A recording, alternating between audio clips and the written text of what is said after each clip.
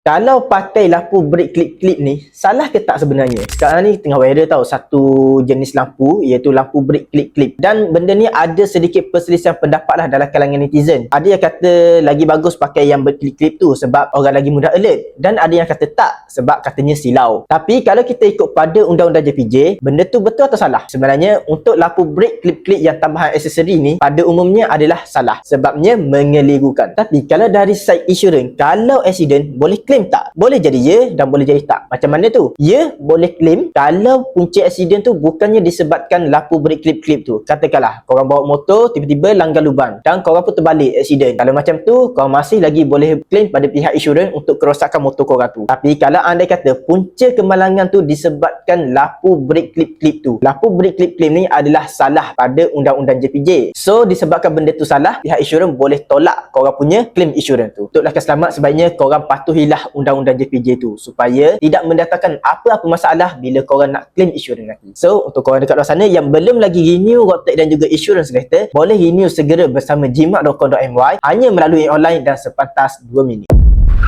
jimat.com.my. Jimat wang, jimat masa, jimat segala-gala.